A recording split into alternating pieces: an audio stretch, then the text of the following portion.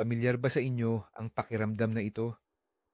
Humiga ka na, dumampi na ang ulo mo sa unan, pero ayaw pa ring tumigil ng utak mo. Paulit-ulit mong iniikot sa isip mo ang mga usapan, mga desisyon, or yung mga nakakahiya at nakakabahalang pangyayari sa araw. Naghahalo ang kaba mo para sa bukas at ang panghihinayang mo sa kahapon. Pero, paano kung sabihin ko sa inyo na may isang simpleng gawain pero sobrang lakas ng epekto na kayang tumigil sa panloob na kaguluhang ito? Isang praktis na mahigit 2,000 taon na. Isang tanong lang ito, o mas tumpak, tatlong bahagi ng isang tanong. Ito ang tanong na tinatanong ng mga Romanong emperador at ng mga pinakamahuhusay na nag-iisip para makamit ang kalinawan at kapayapaan. Sa video na ito, babaklasin natin ang Stoic na lihim ng pagninilay-nilay tuwing gabi at ipinapangako ko, kapag sinimulan mo itong gawin, hindi lang ang gabi mo ang magbabago, kundi pati na rin ang buong buhay mo. Bago tayo dumiretso sa mismong tanong, sandali tayong sumisid sa konteksto. Sino ba talaga ang mga Stoic? Marami ang nagkakamali at iniisip na sila ay mga taong walang emosyon, parang bato. Pero hindi yan totoo. Ang Stoicismo ay isang praktikal na pilosopiya para sa totoong buhay.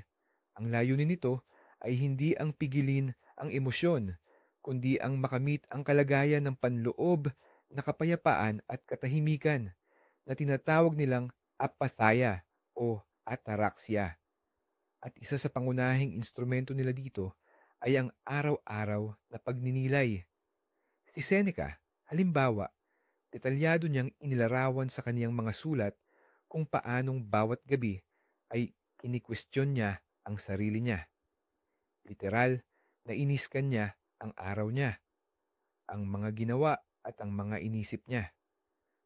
Ganoon din ang ginawa ni Emperor Marcus Aurelius, at ang sikat niyang aklat na Meditations ay isa lang personal na diary ng ganitong uri ng pagninilay. Para sa kanila, hindi ito basta isang gawi lamang, kundi isang kinakailangang mental na kalinisan, parang pagsisipilyo ng ngipin para sa katawan. Naunawaan nila, kung hindi mo susuriin ang araw mo, ito ay dumadaloy lang sa iyong kamay, walang iniiwang karunungan o aral. Sa mga gabi ngayon, pagkatapos nating magtrabaho, mag-scroll sa social media, at manood ng serye, ang ating isip ay lubos ng punong-puno ng impormasyon, mga impresyon, at pananaw ng ibang tao. Kahit matulog na tayo, tuloy pa rin ang pagandar nito. Dinadigest ang lahat ng yan, parang informational junk. Nag-aalala tayo sa sinabi ng boss, kung tama ba ang reply natin sa mensahe, o kung may nakalimutan ba tayong mahalaga. Ang walang humpay na agos ng mga kaisipang ito ang ugat ng chronic stress at masamang tulog. Ang mga Stoic ay tatawagin itong buhay na walang timon, kung saan ang panlabas ng mga pangyayari ang siyang ganap na nagkokontrol sa ating panloob na kalagayan. Nag-alok sila ng isang simpleng panlunas. Sa pagtatapos ng araw, sadyang ituon ang atensyon sa loob ng sarili. Hindi lang simpleng pag-alala sa mga nangyari, kundi ang pagsusuri nito na may tiyak na layunin. Ang layunin ay ihiwalay ang sarili mong reaksyon mula sa mismong mga pangyayari at tingnan kung saan tayo kumilos ng naaayon sa ating mga prinsipyo at kung saan naman hindi. Ito ang simula ng daan tungo sa may kamalayang pamumuhay, kung saan ikaw ang kapitan ng sarili mong barko at hindi lang isang piraso ng kahoy na tinatangay ng malakas na alon ng mga pangyayari. Nagsisimula ang prosesong ito sa paglikha ng tamang kapaligiran. Hindi mo kailangan ng kandila o insenso, bagamat wala namang masama kung gagamit ka. Ang kailangan mo lang ay 5 hanggang 10 minutong katahimikan, oras kung kailan walang sino man ang makakaistorbo sa iyo. Ito ang iyong sariling paghukom o pagsusuri sa sarili, gaya ng sinabi ni Seneca. Pero huwag kang matakot sa salitang iyan. Hindi ito isang malupit na hukuman, kundi isang matalino at mabait na tagapayo na tumitingin sa iyong mga ginawa. Ang pinakaimportante rito ay ang katapatan, matindi at walang takot, pero may malasakit na katapatan. Hindi mo kailangang bigyan ng dahilan ang sarili mo o lalong hindi mo dapat itong lunurin sa pagkakasala. Ang tungkulin mo ay maging objetibong tagamasid. Isipin mo na nanonood ka ng isang short film tungkol sa nagdaang araw mo at ang layunin mo lang ay itala ang mga pangyayari. Ano ang nangyari? Paano ka tumugon dito? Anong emosyon ang naramdaman mo? Ang simpleng pagmamasid na ito, ang unang hakbang, ay nakakabawas na ng tindi ng emosyon at nagbibigay daan para tingnan ang sitwasyon sa labas. Hindi ka nakasali sa drama. Nagiging manonood ka na nito. Mula sa posisyong ito nagsisimula ang tunay na pagtatrabaho sa sarili. Ang unang bahagi ng tanong na ito sa Stoic philosophy ay, ano ang mga pagkakamali ko ngayong araw? Parang nakakatakot pakinggan, di ba? Siyempre, natural sa ating utak na iwasan ang pag-iisip tungkol sa ating mga pagkakamali. Pero matatalino ang mga Stoic. Alam nila na imposibleng lumago tayo kung hindi natin aaminin ang ating mga pagkukulang. Ang pagsisimula sa negatibo ay hindi paraan para magdulot ng depresyon sa sarili. Sa halip, ito ay parang gawain ng isang siruhano. Kailangan mo munang hanapin at buksan ang sugat o impeksyon para malinis ito. Dito natin sinusuri ang ating mga reaksyon na dulot ng galit, takot, inggit o katamaran.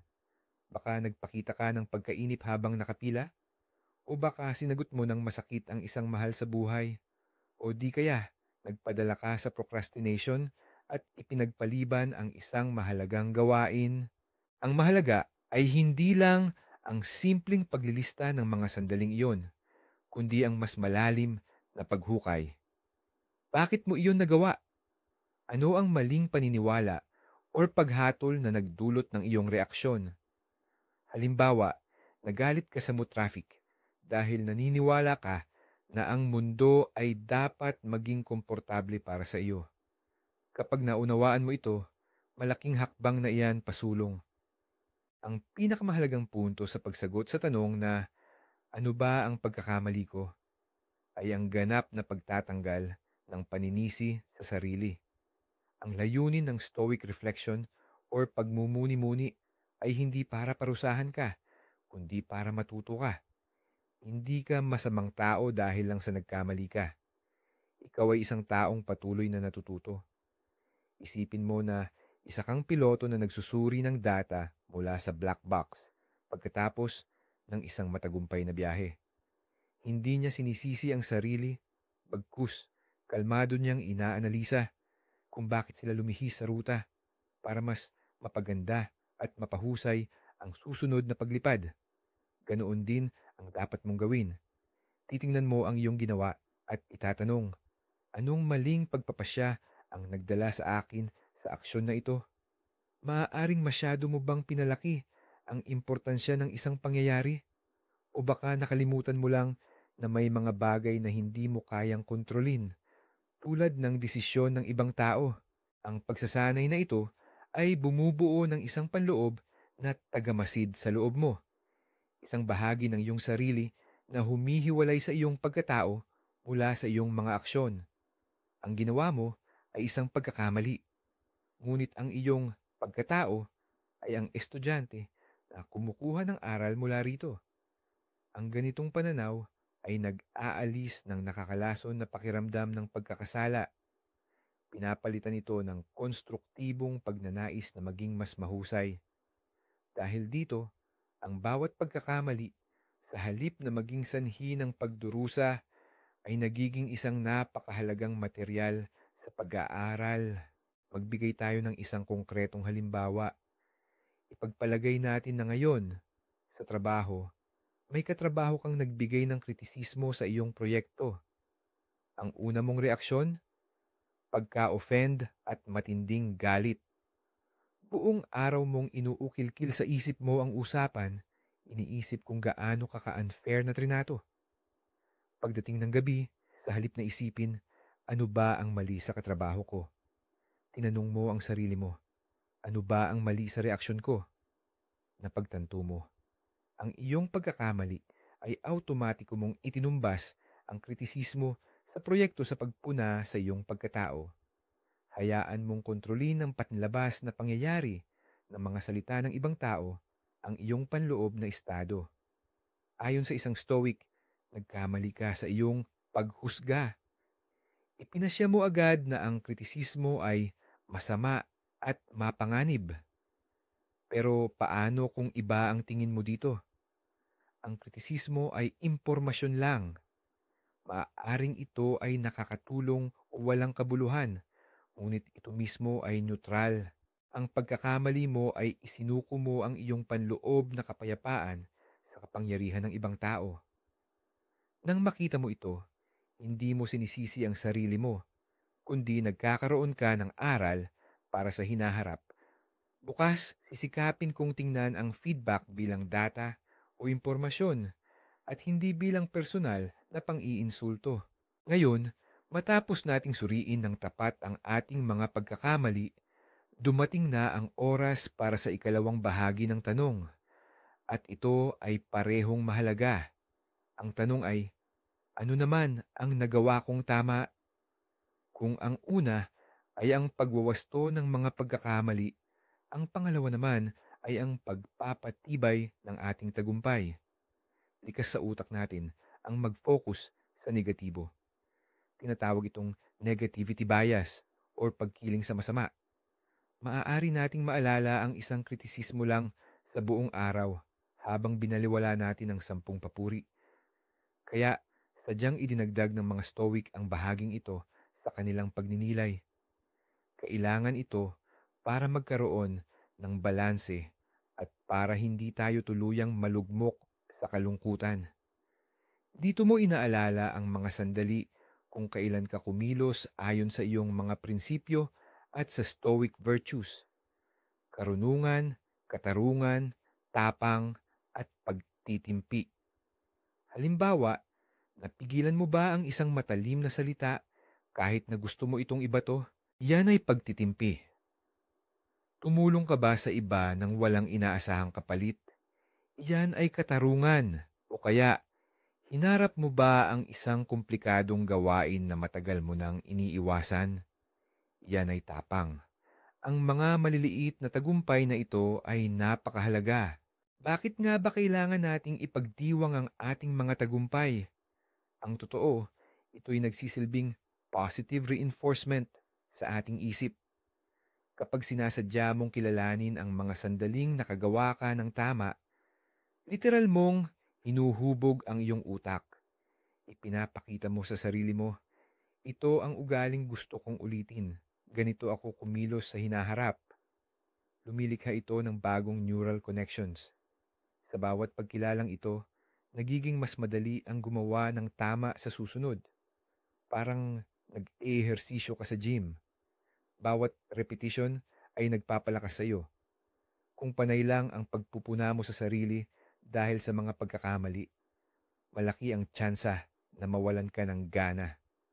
Ngunit kapag nakikita mo na mayroon ka ng nagagawa, na may kakayahan kang gumawa ng mabuti, nagbibigay ito ng malaking kumpiyansa. Nagsisimula kang tingnan ang sarili mo hindi bilang taong laging nagkakamali, kundi bilang taong nagsusumikap para sa ikabubuti at mayroon ng naabot sa kanyang paglalakbay. Binabago nito ang iyong self-esteem at nagbibigay ng lakas para sa patuloy na paglago. Tingnan natin ang isa pang halimbawa. Ipagpalagay na nangako ka sa sarili mo na magjo-jogging ka tuwing umaga, pero umulan kaninang umaga. Ang una mong naisip, manatili na lang sa mainit mong kama. Pero nagpakita ka ng tapang, nilabanan mo ang sarili mo. Nagbihis ka at lumabas pa rin para tumakbo. Pagdating ng gabi, kapag tinanong mo ang sarili mo ng ano ang nagawa kong tama, kailangan mong tandaan ang sandaling iyan. Huwag lang, nag-jogging ako. Mas gawin mo itong, nagpakita ako ng matinding willpower at hindi ako nagpatalo sa panandaliang kahinaan. O kaya naman, sa isang meeting, gusto mo sanang putulin ang sinasabi ng kasamahan mo para ilabas ang tingin mong napakagaling na ideya. Pero imbes na gawin mo yon, dininig mo siya hanggang matapos. Yon ay pagpapakita ng respeto. Yan ay pagpapakita ng pagiging mahinahon at pagiging patas. Tandaan mo yan. Sabihin mo sa sarili mo, dito, kumilos ako bilang isang matalino at responsabling tao.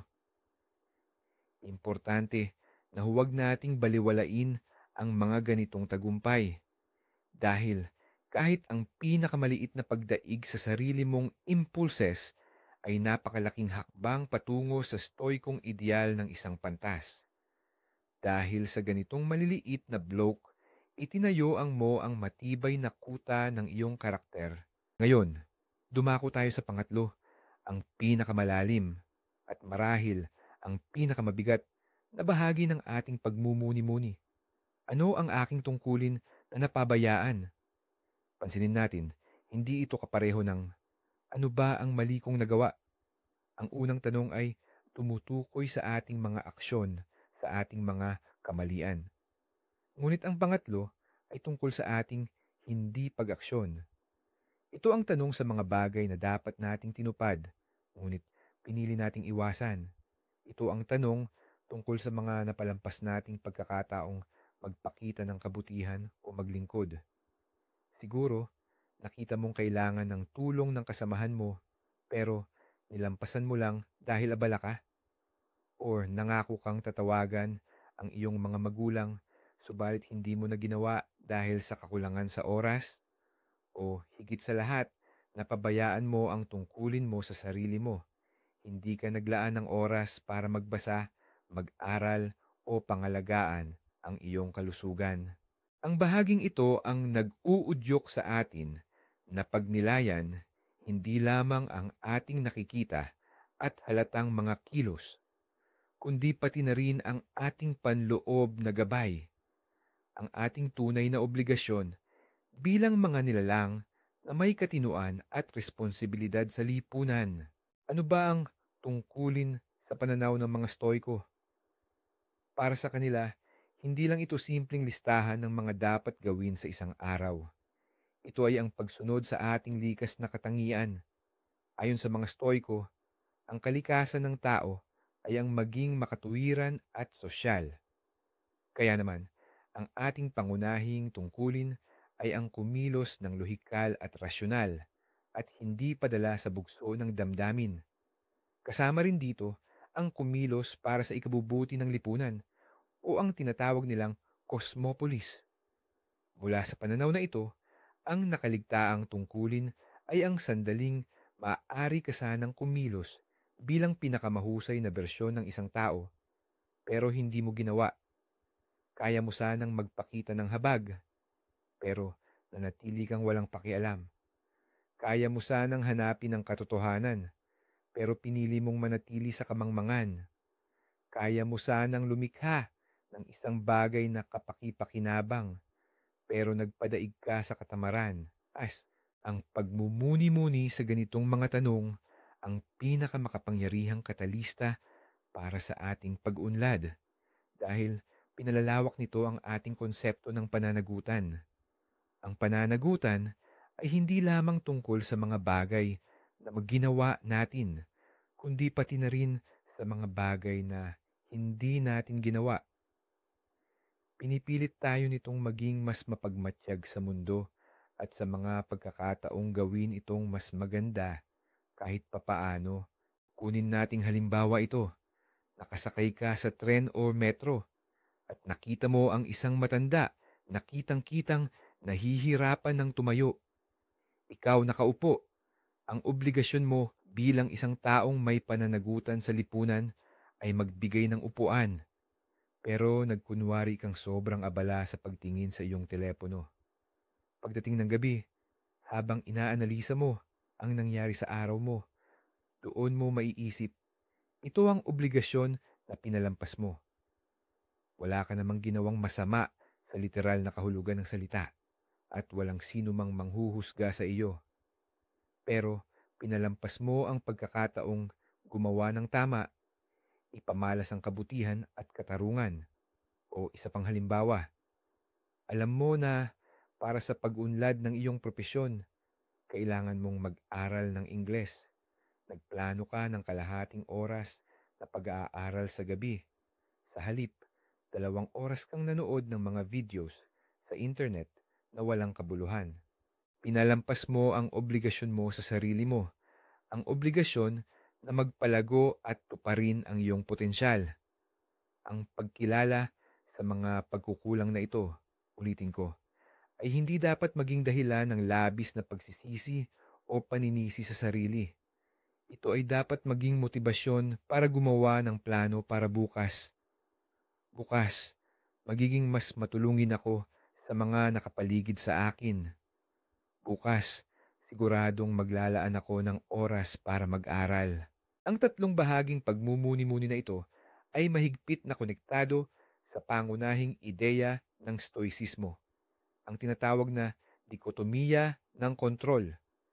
Simple lang ang ideyang ito, pero napakatalino. May mga bagay sa mundo na kaya nating kontrolin at may mga bagay na hindi natin kayang kontrolin. Ano ang kaya nating kontrolin? Tanging ang ating mga isip, paghusga, kagustuhan at mga aksyon. Sa madaling salita, ang sarili nating kalooban. Ano naman ang wala sa ating kapangyarihan? Ang panahon, ang ekonomiya, ang nakaraan, at higit sa lahat, ang mga kilos at opinyon ng ibang tao. Ang pagninilay sa gabi ay isang pagsasanay na humuhubog sa atin na tumutok lamang sa mga bagay na nasa ating kontrol. Hindi mo tatanungin ang sarili mo, bakit ako pinuna ng aking kasamahan? Dahil wala iyan sa kontrol mo. Sa halip, ang itatanong mo ay, bakit ako nagkaroon ng ganoong matinding reaksyon sa kritisismo? Ito, nasa ilalim na ng iyong pananagutan. Ang ganitong pananaw ay radikal na nagpapabago sa buhay. Tinatanggal nito ang walang kwentang pag-aalala tungkol sa mga bagay na hindi natin kayang impluwensyahan at inililipat ang lahat ng ating enerhiya sa mga bagay na talagang kaya nating baguhin, ang ating sarili. Ang pag-a-apply ng paghihiwalay ng kontrol tuwing gabi, ang pagsusuri sa iyong araw, ay ang susi para makawala sa pagkabalisa. Ipagpalagay nating nag-aalala ka dahil hindi ka na-promote sa trabaho. Sa pag-aaral mo ng araw na lumipas, na-realize mo na ang mismong desisyon ng boss mo ay wala sa iyong kontrol. Ang pag-aalala tungkol dito ay parang nagagalit ka lang sa ulan. Wala itong saysay at ubos lakas lang. Ano ang tunay na nasa ilalim ng iyong kontrol? Ang paghahanda mo sa interview, ang kalidad ng iyong trabaho, at kung paano mo tinanggap ang pagtanggi. Nakakatulong ang reflection para bitawan mo ang mga bagay na hindi mo na mababago at mag-focus sa mga aral. Sabi mo sa sarili mo, siguro kailangan kong pagbutihin ang aking presentation skills o baka kailangan kong humingi ng feedback para malaman kung ano talaga ang dapat kong trabahuhin. Sa ganitong paraan, ang pagkadismaya ay nagiging isang konstruktibong plano ng aksyon. Hindi ka na biktima ng mga pangyayari, bagkus nagiging aktibo kang kalahok sa sarili mong buhay. Tinatanggap mo ang realidad kung ano ito at nagtatrabaho ka lang sa iisang bagay na nasa ilalim ng iyong kapangyarihan, ang iyong mga reaksyon at mga pagkilos.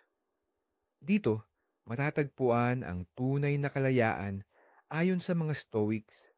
Paano natin mapapakinabangan ng husto ang paggawa ng ganitong practice? Isulat mo.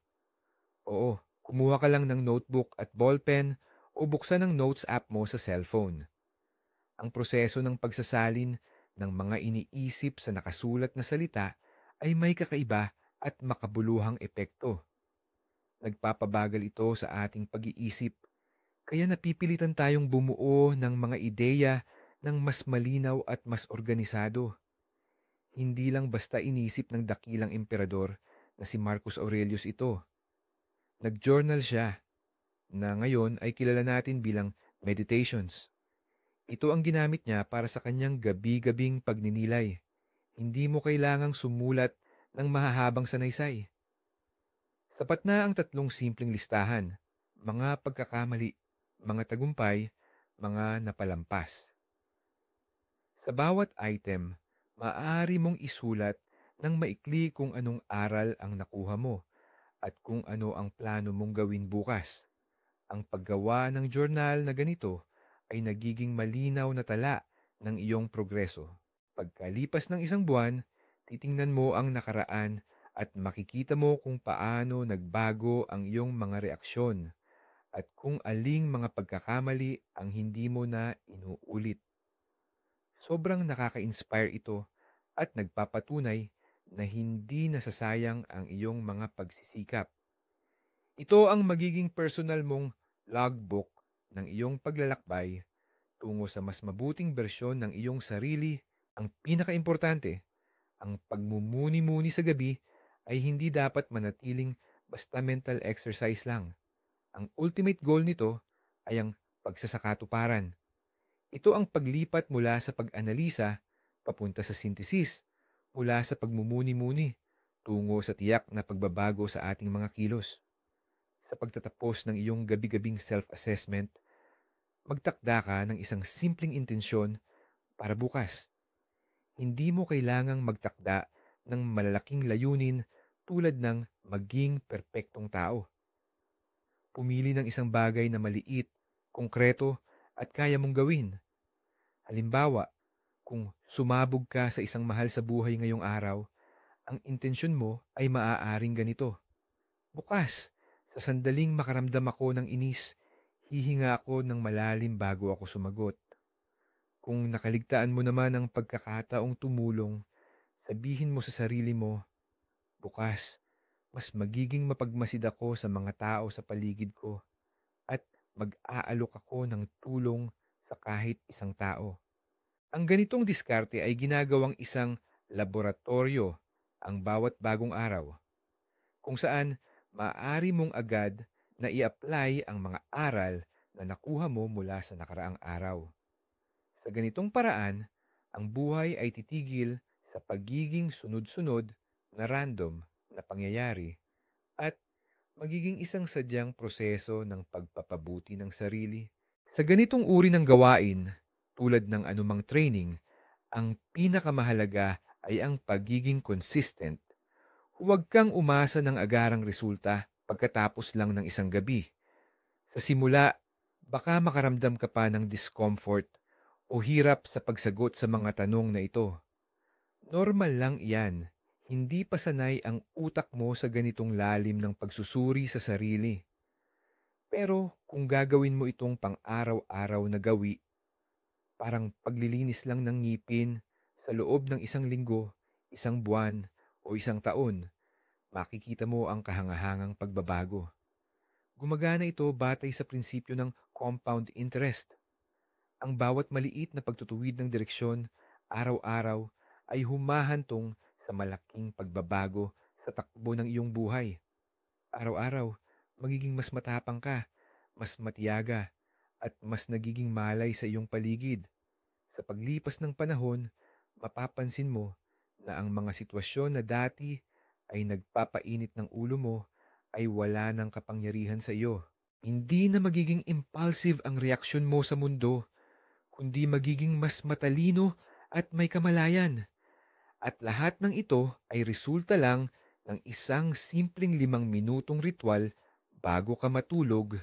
Hayaan nating bungkalin ang isang sikat na paniniwala. Marami ang nag-aakala na kung palagi akong mag-aanalisa sa sarili ko, magiging malamig at kalkuladong robot ako.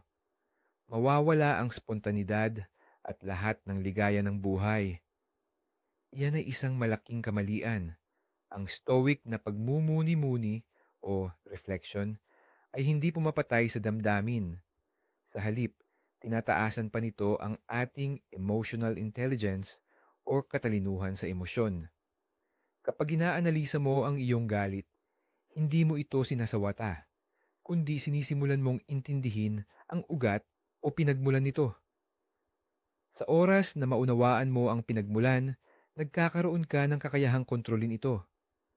Ito ay parang pag-aaral, mag-surfing.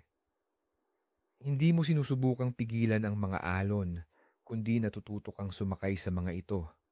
Ang taong hindi nagmumuni-muni ay tunay na alipin ng sarili niyang emosyon. Siya ay mabilis magliyab, parang posporo, nagtatampo sa maliliit na bagay, at nag-aalala ng walang malinaw na dahilan. Ngunit ang taong may kamalayan na nagsasagawa ng refleksyon ay nakararanas ng parehong emosyon, ngunit hindi niya hinahayaan na ang mga ito ang magpatakbo sa kanya. Mas lubos niyang nararanasan ang kaligayahan dahil may kamalayan siya dito. Nadarama niya ang kalungkutan, ngunit hindi siya nalulunod dito. Hindi siya nagiging robot, kundi nagiging siya ang Panginoon ng sarili niyang panloob na mundo, na ang pang-araw-araw na gawaing ito ay mayroon ding mas malalim at eksistensyal na kahulugan. Kadalasan, pinaaalalahanan ng mga Stoic ang kanilang sarili tungkol sa igsi ng buhay gamit ang prinsipyong memento mori, ang alalahanin ang kamatayan. Sa isang banda, ang pagmumuni-muni tuwing gabi ay parang memento mori na pinaiksi.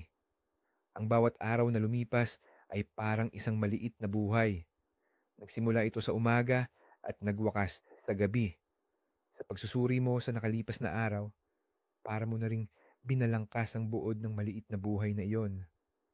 Tatanungin mo ang sarili mo, naitawid ko ba ang araw na ito ng may dignidad? Nasulit ko ba ito? Kung ito na ang huling araw ko, magiging masaya ba ako sa naging resulta? Ang ganitong pananaw ay nagbibigay ng matinding halaga sa bawat sandali. Nagtuturo ito na huwag ipagpabukas ang buhay.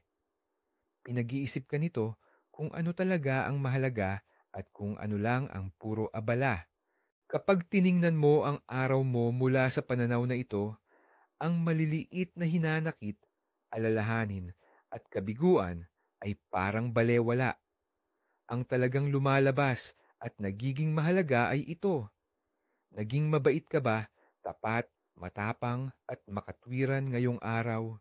At sa dulo, ano nga ba ang pinakatunguhin ng lahat ng ito? Bakit kailangan pa nating mag-ukol ng oras sa pagsusuring ito tuwing gabi? Tinawag ng mga Stoic ang layuning ito sa salitang Griego na eudaimonia. Madalas itong isinasalin bilang kaligayahan, happiness. Ngunit hindi ito lubusang tumpak. Ang eudaimonia ay hindi isang panandaliang pakiramdam ng kasiyahan. Ito ay isang kalagayan ng pag-unlad, pamumuhay ng puspos, at pamumuhay ng naaayon sa sarili at sa mundo. Ito ang estado kung saan ganap mong natutupad ang iyong potensyal bilang tao. At ang pagninilay-nilay sa gabi ay ang pinakadirekta at pinakapraktikal na daan patungo sa eudaimonia. Hindi lamang ito isang simpleng teknik para mapaganda ang tulog o mabawasan ang stress, bagaman mahusay ito sa mga bagay na iyon. Ito ay kasangkapan sa paghubog ng karakter. Ito ang araw-araw na proseso ng pagpino at paghasa sa iyong kaluluwa upang ito ay maging mas perpekto at mas mainam. Ang pinakalayunin ay hindi lang ang makatapos ng isang magandang araw, kundi ang mamuhay ng isang magandang buhay. Isang buhay na sa pagtanaw mo, sa pinakadulo ng iyong paglalakbay, ay masasabi mo ng buong tiwala, ginawa ko ang lahat ng aking makakaya. Namuhay ako ng may kabuluhan. Kaya, magbuod na tayo. Ang lahat ng komplikado at malalim na prosesong ito ay nakatuon lang sa tatlong simpleng tanong na kailangan mong itanong sa sarili mo bago ka matulog. Ano ang mga pagkakamali ko? Ano ang mga nagawa kong tama? At anong responsibilidad ang napabayaan ko? Itong simpleng ritual na ito na nagmula pa sa malalim na kasaysayan ay higit pa sa simpleng pag-aanalisa sa sarili. Isa itong gawa ng kamalayan na nagpapabago sa magulong daloy ng buhay at ginagawa itong isang organisado at maayos na proseso ng pagkatuto. Nagbibigay ito sa atin ng kakayahang kumuha ng karunungan mula sa mga pagkakamali, patatagin ang mabubuting gawi at mamuhay ng may mas malaking layunin. Ang pinakamalaking aha moment dito ay hindi lang nito binabago ang pananaw mo sa nagdaang araw. Binabago ka nito. Araw-araw, paunti-unti, nire-reprograma nito ang mga automatikong reaksyon mo na siyang magpapagaanap sa iyo bilang isang mas kalmado, mas matalino, at mas matatag na tao. Titigil ka sa pagiging alipin ng mga pangyayari at magiging arkitekto ka na ng sarili mong karakter. Maraming salamat sa panonood ng video na ito hanggang dulo. Kung nakita mong kapaki-pakinabang ang ideyang ito, paki-like at mag-subscribe sa channel para hindi mo mapalampas ang iba pang aral ng walang hanggang karunungan. Ngayon, may tanong ako para sa iyo. Sa tatlong tanong na ito, tungkol sa pagkakamali, tagumpay, o napabayaang responsibilidad, alin ang sa tingin mo ang pinakamahalaga o pinakamahirap sagutin ng tapat? Ibahagi ang iyong mga iniisip sa comments sa ibaba.